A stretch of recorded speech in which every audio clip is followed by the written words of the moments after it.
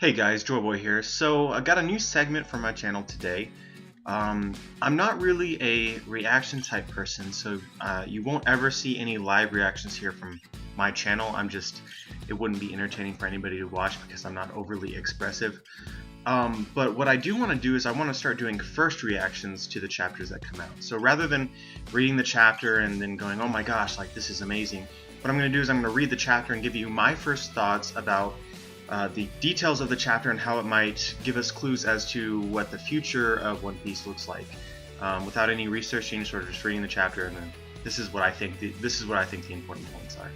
So let's start this off. First of all, I didn't know this until 2 o'clock today, so about an hour ago. But there is a chapter that came out today. Why it came out, I'm not exactly sure. I was under the impression that we didn't have a chapter this week because of it's Golden Week in Japan, but that's clearly not right because on Monday here we have the chapter that came out. So regardless, chapter 825 is now out. If you guys have yet to read that chapter, I would recommend doing so before clicking on my video. You can find it at Manga Stream or Manga Panda or Kiss Manga. All of those work. So go ahead and check that out before you check out my reaction to it, obviously. So this is a pretty interesting chapter. It's called The We Times Comic Strip, chapter 825, and there's some points in here that I think are really interesting. This chapter as a whole was for me, it was a very strange chapter, but it had a lot of really cool details in it that just sort of came flying at us all in one chapter. So let's get into the specificities of what I think are important to take from this chapter. So starting at the very first page, they start talking about what the We Times comic strip actually is. And it's a comic strip in the World Economic Times, which basically talks about this hero named Sora who fights against Germa 66, the mythical army. What I think is really cool and interesting about this is, well, first of all, the chapter is titled after this specific segment of the chapter. And there's some really, really interesting points later on that I feel like would have been better fits as a title or more interesting titles. So the fact that this is titled The We Times Comic, I think really foreshadows the significance of what this particular bit of dialogue is talking about. So we have this hero, Sora, who is supposedly based on the Marines, and he fights against the mythical army, Germa 66. However, we know Germa 66 is not just a mythical army. It is a real-life army. It actually exists. So then this person, Sora, that's fighting against him in this comic, might also actually be a real character. I think almost he would have to be for this to be relevant to anyone. It's cool and everything to know that, the mythical army has, the Marines are fighting against this mythical German 66, the evil army. But I think that in order for this, to put this into the chapter, I think it has to be more significant than that. And the only way that it would be more significant is if that we're gonna meet this character Sora in the future of One Piece. So that's just my first take on that particular bit of information. Additionally, on the very first page, we see maybe some confirmations of a popular theory out there. There's specifically a theory that I've already touched on before, which is that Big Mom is based, at least partially, now it seems almost the majority of her character is based on Alice in Wonderland. We can see on page 1, we can see that on her ship she has pawns or chess pieces, walking chess pieces that are walking on her ship. It's very reminiscent of, in Alice in Wonderland, the cards, the heart cards that were walking around, as well as in the second story of Alice in Wonderland, Through the Looking Glass, there's a giant chessboard that's prominent in the story, and we can see here that this could be potentially a mix between the two stories and representation of the fact that Big Mom is heavily inspired by Alice in Wonderland. And that's not where it ends. If you go to page 5, we can see that Sanji has to talk to the door to get it to open up. It was sleeping. It was like, "Oi, wake up, open up," and the door opened up, which is really reminiscent of again, Alice in Wonderland, in the scene in which she gets larger and smaller inside that room, the doorknob itself is actually talking. Again, we have further confirmation that Big Mom is heavily inspired by Alice in Wonderland. So props goes to all the original theory makers who discussed these potential ties, including the person who I based the theory from, Super from Oro Jackson, as well as I've seen a theory from Marco, One Piece theorist from YouTube. He's a really good theorist, and he definitely nailed this one on the head with his prediction that Big Mom was inspired by Alice in Wonderland. And I know I don't need to prove this any further, but just because I like compiling evidence, in another scene we can see that in Sanji's room, that the floor is looks like a chessboard, which is also something that seems inspired from Alice in Wonderland through the Looking Glass. Alright, now so moving to a new topic, there's a popular theory out there that's been done by several people, which discusses Capone's role in the Big Mom Whole Cake Island arc. And so basically what people speculate is that Capone will betray Big Mom because the real life Al Capone, who Capone is inspired from, he betrayed his master or his boss or whatever during the St. Valentine's Day massacre. And so many people speculate that because of that, then Capone is going to basically ally with Germa 66 or in some way betray Big Mom. And what I find is interesting about this, especially the point that I brought up that maybe he'll ally with Germa 66 and attempt to take down Big Mom, is that we can see that Vito, and correct me if I'm wrong, but I believe that Vito is an underling of specifically Capone. So Vito is actually a huge fan, almost a fanboy of Germa 66.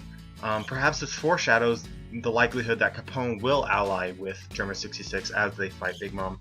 I can't say for certain, but I do think that it's interesting that that Vito is such a fanboy, or Oda decided to portray Vito as such a fanboy of Germa 66. Alright, now really getting into some of the details of the chapter that I thought were really, really interesting.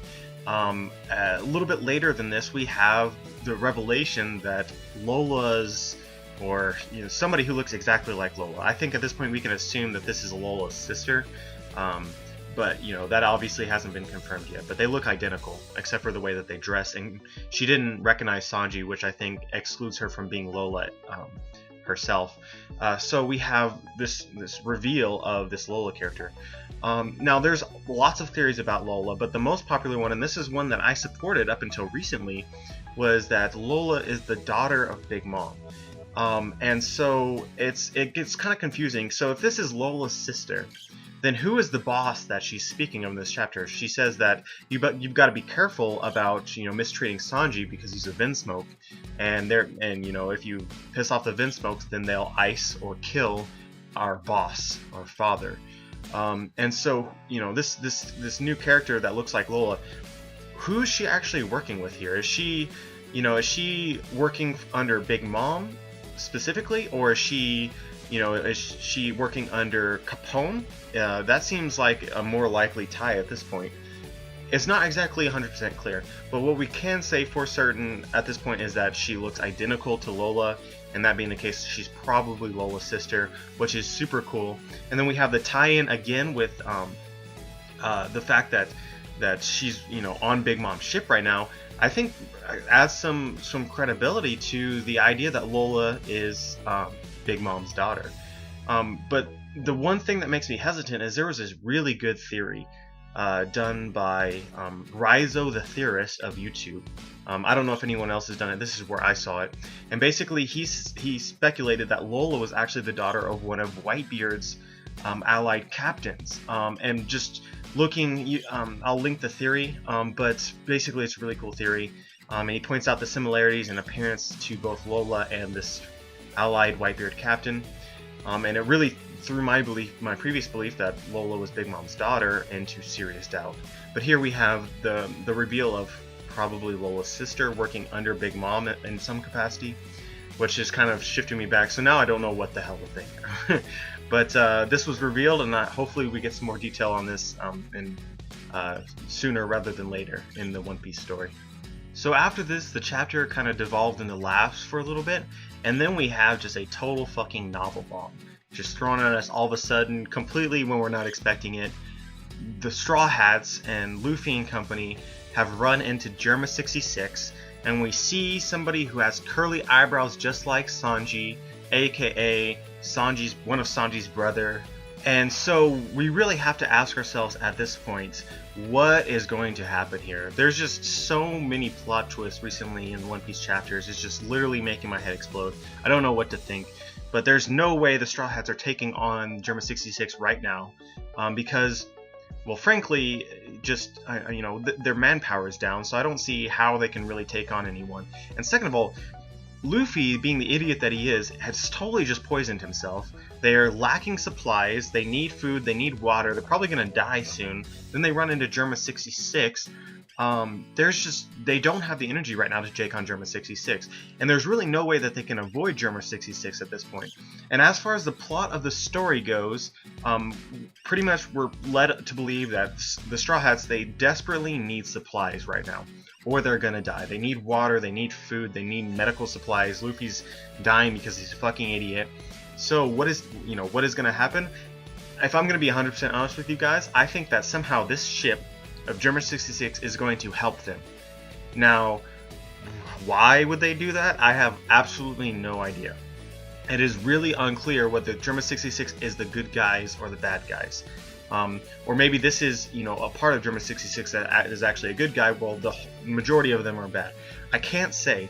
All I can say is that there's no way that the Straw Hats are going to take them on and succeed. I just don't see it happening, especially with Sanji's brother being on that ship. If we assume that Sanji's brother is on the same level as Sanji, there's nobody on that ship that can really take on Sanji at the moment. And then again, we're talking about, they're making it absolutely clear that the Straw Hats are fucked right now. They need supplies. How are they going to get supplies? Germa 66? Maybe? I can't say. But definitely really cool and something to look forward to, probably in the next chapter or the chapter after that.